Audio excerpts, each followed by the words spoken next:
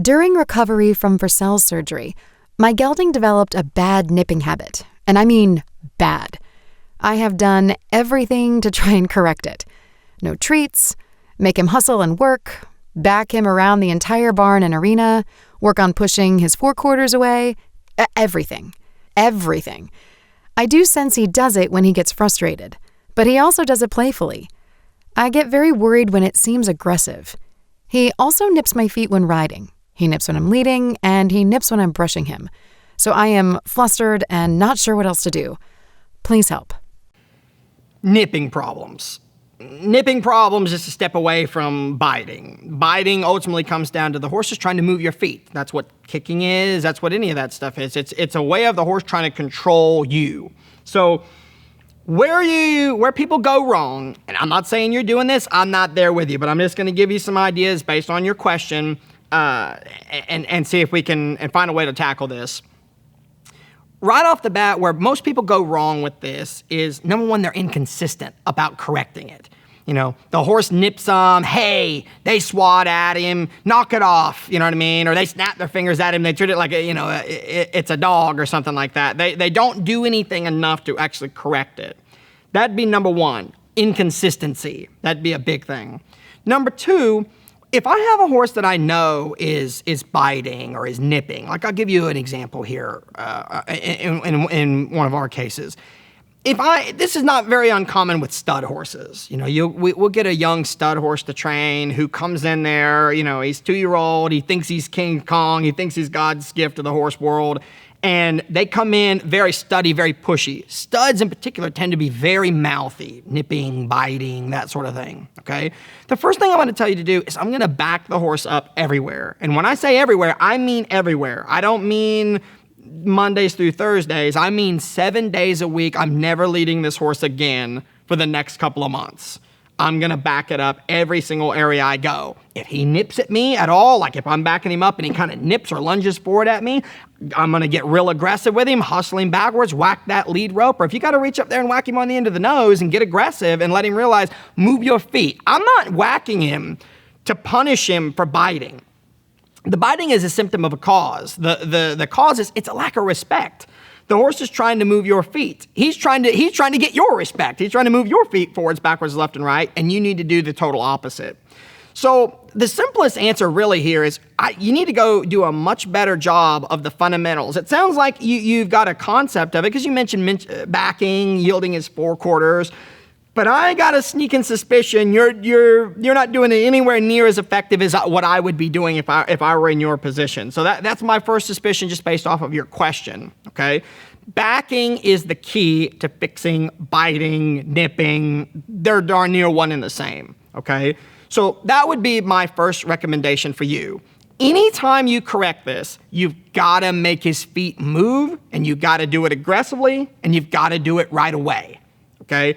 Don't have this little tit for tat kind of game. He nips me, I swat him. He nips me, I yell at him. He nips me, I stomp at him. Like you've got to make him move his feet. If he even thinks about moving your feet, if he tries to move you one step, you make him move 500 steps, okay? So my gut tells me if you go back and you do a better job of your round pinning, yield the hindquarters, yield the forequarters, backing, go start the whole fundamentals back over, but with a new approach of I'm going to get a lot more assertive and be a lot more demanding because he's challenging you. When he's nipping you like this, he's challenging your authority. Typically, horses that nip and bite at people a lot, it's because they think you're a nag. They think you're a big nagging mother and that you're not going to do anything. That's why they keep kind of peck, peck, peck. You're not going to do anything, okay? I always say to people when I'm teaching, I say, horses know when you can't do something and they know when you won't do something. If you're a big nag, it's won't. It's I won't get aggressive if he gets aggressive with me. I won't get in there and whack him with the stick and string. I won't jerk down on the lead rope. I won't back him up that 500 feet we're talking about to really get him to take you seriously. This problem is not going to fix itself, and it's going to continue to get worse if you don't address this, okay?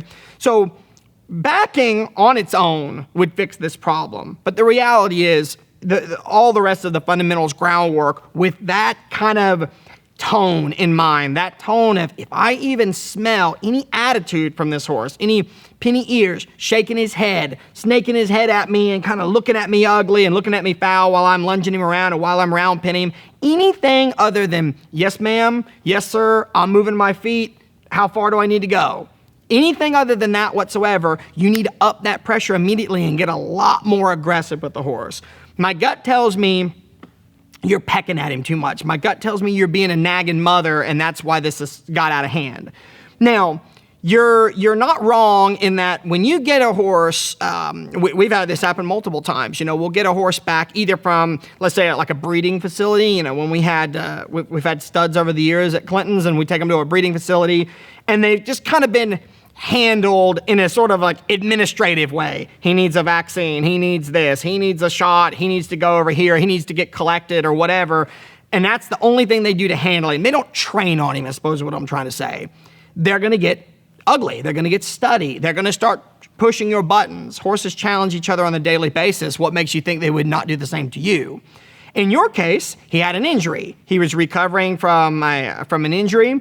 And oftentimes, when the only thing you go in there to do is doctor it, cold hose it, give them another shot, give them some pain medication or something like that, they do. They're on stall rest. They get grumpy. They get pissy. Every time they see you, they know you're about to do something that they don't like, and they get very frustrated.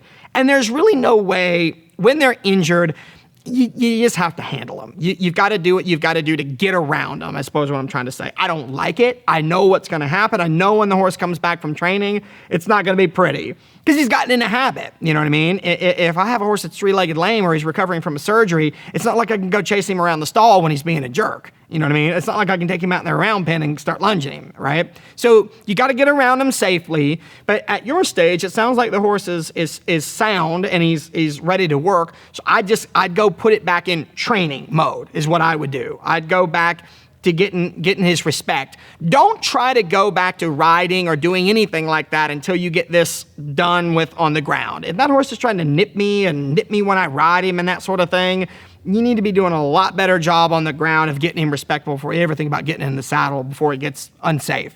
I hope this helps you out. Take your horsemanship to the next level. The No Worries Club Premium membership is your ultimate portal to complete your horse training.